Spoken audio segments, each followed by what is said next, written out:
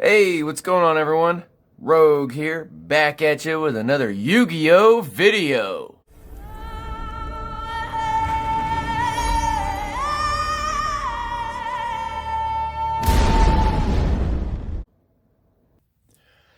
Today I've got my take on a Zark deck. This is actually what I like to call a Zark Cavalry deck, because I'm running Zark and the Dark Cavalry in here. And without further ado, we'll dive right in. Alright, and since it is a Cavalry deck, we are going to definitely be running our Dark Magician. And for the Warrior, sorry about the camera shake, and for the Warrior, we're running Dark Grepher. And I chose Dark Grepher because it also helps to get level 5 or higher dark monsters and other dark monsters into the grave, whatnot. Mainly, you can use Dark Grepher to help get your Zark pieces in grave. So, yes. Don't really do the level 5 or higher special summon with it, but I do occasionally normal summon it to pitch one of the pieces of Zark from hand to grave, just because I can. Otherwise, just fuse it from hand. But if you don't want to be negated, it does help to be able to set your scales and pendulum summon these two. And what I normally would do is I would use like a super poly or something so they can't stop the cavalry from arriving. Well, unless they negate the summon, that is. But moving along, just wanted to mention that. So for our draw engine, running a Chocolate Magician Girl, because again, you can discard one of your pieces of Zark to grave to draw a card, which is sweet. Okay. And not one, but two Blue Boy for a consistent spellbook draw engine right there. Okay. So double Blue Boy. And we'll get into the rest of the spellbook engine when we get to the spells. Now to search all of our pendulum pieces for the entire pendulum engines of the deck, I'm running triple Magical Abductor. Sorry. Triple Magical Abductor. Helps to, when she gets counters on her, you can remove counters to add pendulum monsters from deck to hand. Also, for our Zark engine, running a double Harmonizing Magician. I was running this at 3 and then found myself kind of bricking out on the third copy. So I found that 2 was sufficient and 3 was cloggy. So just keep that in mind. You really don't need any more than 2 Harmonizing Magician. I understand seeing it sooner and all that, but that's why we're running triple Magical Abductor and other cards to get to the Harmonizing Magician. So you really only need 2. 3 is just, it's too many. At least in my opinion. That's what works best for me. Also running not one Purple Poison Magician for a Zark material, but double Purple Poison Magician, because its effect is just too good not to use it as a scale. Because when it's used as a scale, you can, if you're Dark Spellcaster type, which is pretty much everything you're going to be using, aside of Zark, you know, because Zark is a dragon, but you can give it 1200 attack, you can pop a card, and you get a piece of Zark engrave. I mean, it's just all around a fantastic card. So, and continuing with our pieces for Zark, 1 double Iris. I realized this came semi-limited, and then it was unlimited, and it's kind of been all over the place. But honestly, the spell and the trap, they're not that great to where I would clog the deck with multiple copies of double Iris. You know, it's great that it became unlimited like that, but just that you don't need it. I would just clog the deck even more. 1 double Iris is literally all you need. And Continuing with the pieces of Zark, one White Wing Magician and one Black Fang Magician. And last but not least, to trigger the whole engine and summon Zark, and for the final piece, one Chronograph Sorcerer. I was running multiple copies of this. I started with 3, brought it down to 2, and then I realized all I need is 1, and because 2 and 3 were just cloggy. They really were. It was slowing the deck down, and it's not what we want. We want to be able to turbo into this as fast as possible on top of do our other things. So a lot of people run multiple copies of different cards, and that might work for them, but what works best for me, for the fastest plays to really get into things, is just one copy of that and one copy of the Double Iris. So now for that's all for the Zark portion of the deck. Have another engine in here to back up our Pendulum plays. Running not 1, not 2, but 3 Endymion, the Mighty Master of Magic, just because it's that good. It's also a high scale, so it helps us with our Pendulum summons without having to use pieces of Zark. Continuing with our Endymion engine, 1 Mystical Beast Jackal King for some negation power, or even some as an extender for link climbing. And speaking of extenders, we are also running a Servant of Endymion. And that is all for the monster portion of the Endymion engine. That is pretty simple. Try not to clog, make these engines too big with too many copies and whatnot. Just keep them, short, sweet, small, simple. That way everything has room to synergize together. Now for some one-ofs. Speaking of extenders, 1 Jester Convent to help us get into some link plays. 1 Rogue of Endymion, which when we get into the spells, I'll explain why running a Rogue of Endymion kind of goes with our Endymion engine in a little bit, but it's more of a standalone card. It really just, you summon it to the field and it automatically gets a spell counter on it. And then you can already immediately remove that spell counter to use its ability, which is to set a continuous spell directly from your deck. So hence you don't even need the extra Double Iris to get into the what is it,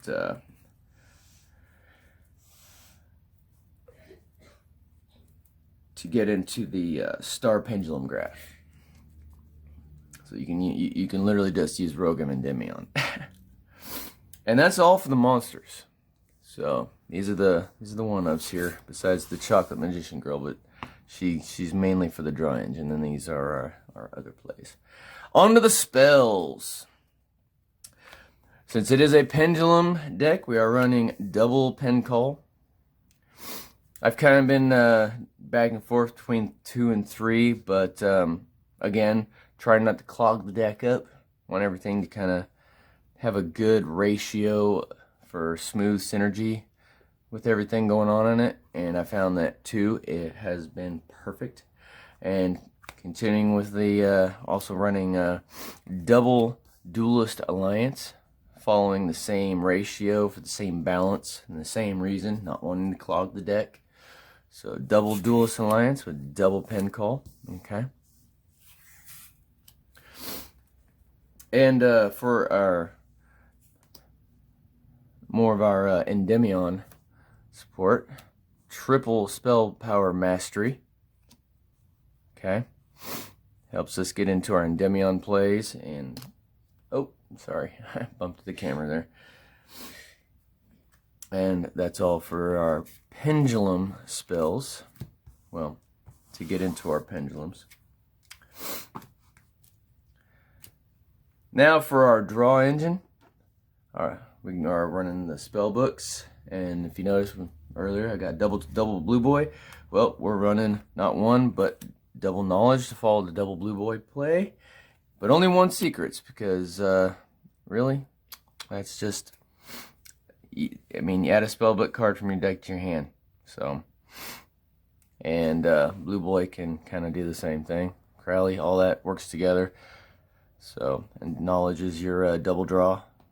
So you really only need 1 secrets. If you want to run double secrets, you can, but double knowledge with 1 secrets has worked perfectly with the double blue boy. No complaints there. That has worked fantastic. And continuing with more draw power, because again, we want this deck to be as fast as possible. 1 Upstart Goblin, spell cards for spell counters. 1 Day of Peace, spell card for spell counters and draw power. And if your hand just plain sucks, then a Reload, spell card for spell counters and to fix your hand. So, guaranteed to at least be able to fix your hand. If you're drawing and it's not working, or your starting hand just sucks and you happen to open with this, Reload is it just really went great with this deck. So, draw power and hand adjustment right there. And for some other single spell tech, if you remember Rogue of Endymion, this is one of our searchers right here. It's Future Fusion to help us get into some future fusions, as well as an Insta Fusion for some extender plays. But back to Rogue of Endymion, another target we have in the deck is a Star Pendulum Graph. So yes, I'm only running 1 double iris, but only need the 1 double iris when you're running Rogue of Endymion in here. Pretty much get your pick of the litter right here. Like if you have one in your hand, go for the other, and vice versa. It'll set it directly from the deck to the field. Bam, continuous spell right there. 2 targets for Rogue of Endymion. Okay. And, continuing with the 1 of spells, 1 Regeki. Spell card for spell counters, wipe their board. 1 Super Poly. If you can Pendulum summon Dark Magician and Dark Greffer to the field, then you can fusion summon into Dark Cavalry and they can't respond to your Super Poly, which is fantastic. Plus you can discard a piece of Zark to the grave, so even better. And another one of is that I really like. It's a little special spice for the deck. Can't talk this morning, sorry. Words are hard. Magic Gate of Miracles. If you control 2 or more spellcaster monsters, which happens very frequently, especially using your Harmonizer Magician and when you're Pendulum summoning, you can change 1 attack position monster your opponent controls to defense. And it says change. Doesn't say target, then change. It just straight up says change. So that's non-targeting. Change the attack position to defense position, and then take control of it. And if you do, it can't be destroyed by battle. But you can, and it doesn't say until end of turn. So non-targeting, switches position, take control of it, and you keep it. So I mean, Dragoon, okay, Magic Gate of Miracles, unless they negate it. So yeah, anything they got on the board that is problematic, you can literally change its battle position, unless it's a link monster, of course, and steal it. So anything but a link, though, because you do have to change its battle position. As it says, change 1 attack position monster to defense, then take control. So can't use this on links, but anything else but than links, you can use that for. And it's a spell card for spell counters. And that's all for the spells, and I am actually running 1 and only 1 trap in this deck, because we are wanting our spell counters, but this trap really helps to get into extra plays. 1 Necro Fusion. So if all else fails and you have pieces for a fusion engrave, boom, Necro Fusion. So we've got Super Poly to fuse, we got Chronograph Sorcerer to fuse, and we have Necro Fusion to fuse. So yeah, plenty of fusion power for this deck. That's all for the main deck. Now on to the extra deck. Of course, you've already seen it at the beginning of the video. We are running Zark. We are running Cavalry. Okay. Cavalry takes Dark Magician and any warrior. We only got the 1 warrior in here, that Dark Greffer, and only the 1 copy of Dark Magician, but it is possible to get into it. And if nothing else, if they stop you from getting into Zark, if they negate Chronograph and destroy it and it goes to grave, and you just got your pieces sitting in grave, then Necrofusion to get into a Quintet Magician. So that's your backup play right there. If they stop you from getting into Zark, but all your pieces are engraved, necrofuse into Quintet Magician. Or if you got them in hand and on field, it's an option right there as well. And for our insta-fusion target, one Millennium Eyes Restrict extender, steals a monster. It's really great. I love it. My favorite insta-fusion target right there. Sorry about the shaky camera. And that's all for our fusions, but not all for the extra deck. Okay. Because in order for our Zark Pendulum engine to work and get our pieces of Zark engraved as quickly as possible, we are going to need to rank up into Time Star Magician, and we're going to need all 3 copies. Preferably at least 2 of them. But I max out on them in case one gets negated, destroyed, or whatnot.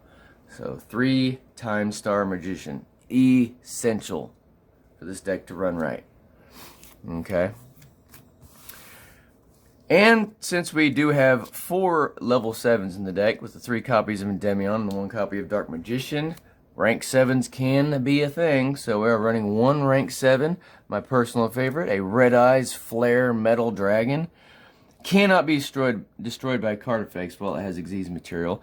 While this card has Xyz material, each time your opponent activates a card or effect, you burn them for 500 damage immediately after it resolves. So, and then once per turn, during either player's turn, you can detach from this card and then target, the second deck effect doesn't apply in this deck, but still, just sits on the field while they burn themselves. And it's I want to say 27. Yeah, 2800. Sorry. I really don't like the sleeves that have these little things on the bottom there that cover the attack. It bugs me. I was close though. And that's all for the Xyz and the fusions. Now on to the Link engine. We did have that Blue Boy Spellbook draw engine. We are running a Crowley. Only the one. Only really need the one. Thought about a second. Haven't really incorporated it. But might possibly run a second copy of Crowley in the future. Doubtful though. I feel like it's the second one. Might not really. Just, I don't know. And for another another generic Link 2 for this deck, I kind of been experimenting around with this Grand Solivichord Musicia. Any 2 Pendulum monsters, which this deck can do. Any 2 Pendulum monsters, just for a generic Link 2. To, during your main phase, add a Pendulum monster from your hand to the extra deck face up, and 1 face up Pendulum monster from your extra deck to the hand. So it's a way to recycle Zark from your extra deck back to sorry. Let me rephrase that. 1 Pendulum monster from your hand to the extra deck, boom, and 1 face up Pendulum monster from your extra deck to the hand.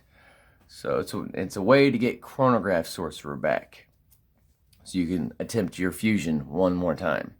So if they negate him, they destroy him. He goes face up to the extra deck. Then you can swap a Pendulum monster from your hand to the extra deck to get Chronograph Sorcerer back to hand and attempt to fuse again. So, sorry if I explained that wrong the first time. This is to recycle Chronograph Sorcerer. So, that way you get not 1, but 2 opportunities to try and fuse into Zark. So I thought that was pretty cool. And last but not least, 1 Selene, Queen of the Master Magicians.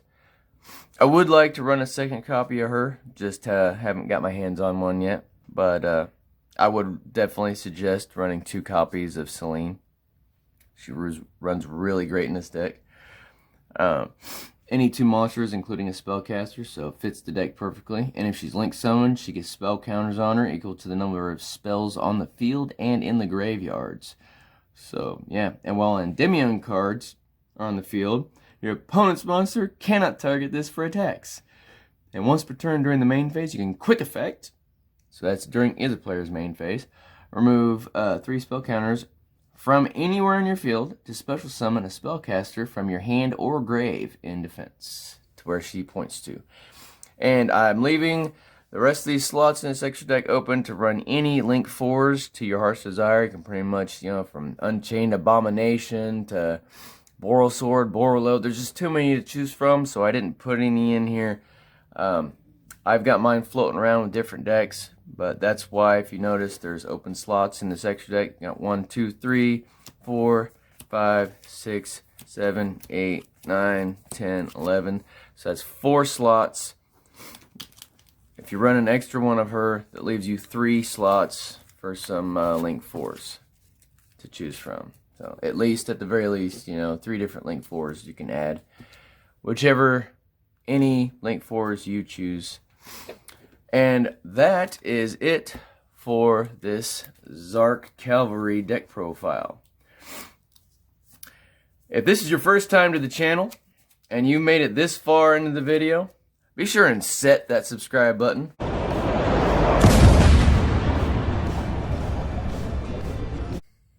Hold up. We had a ban list drop in February of 2022, so this will be a February 2022 post-ban list update to the deck. We've made some changes. Got 4 additional surprise changes here. For those of you that have made it through the video this far, you are the lucky ones that get to see this update. First one is we added a polymerization. We took out super poly for the generic polymerization. I felt like it needed something more generic. Beforehand, I was trying to pendulum summon the Dark Magician and a warrior onto the field so that you could fuse into Dark Cavalry without being interrupted. And it was just too complicated, so we got rid of the super poly. We're sticking with the regular polymerization. Just something generic. If you got 5 spellcasters in your hand, there's Quintet. If you got Dark Magician and a warrior in your hand, there's Dark Cavalry. It's going to be a lot easier to work with a generic poly. Another one of the changes in the deck we made was we added a different warrior, a Pendulum warrior. We took out the Dark Griffer, got rid of that, and put in a Pendulum warrior instead, and it's the Dragonox, the Empowered warrior. Once per turn, if you wanted to, you could still discard a card. So it still gives you that discard that we got from Dark Griffer. Plus, it's a level 7 scale that says when an opponent's monster declares an attack, you can destroy this card and then end the battle phase. So you got that little blanket of protection, plus it's a warrior, plus it's a scale, plus you can discard. And if you discard a card, you can target a spellcaster with 2,000 or less in your graveyard and special summon it face down defense. So it does a whole lot more than Dark Griffer. So another change for the deck. And here's our post ban list. Okay, let's make sure we do this in the right order. At the peak there, since Astrograph Sorcerer came off the ban list, finally we're gonna be running our Stargazer Magician extension to get into some Link plays. So, and they're also a low scale, level 1 there, so it works even better. So yes, we're throwing in the Astrograph Stargazing engine, a different warrior that's actually a pendulum, plus the discard, plus the blanket of protection, and a generic polymerization. And that is it for the deck profile. I appreciate all of you that have watched the video this far in. If you enjoyed the video, please be sure and attack that thumbs up button. If it's your first time to the channel and you made it this far, you're definitely not going to want to miss any more Yu-Gi-Oh! Deck profiles just like these. So be sure and set that subscribe button with notifications activated, and we'll see you in the next one. This is your Rogue Underdog Gamer, signing off.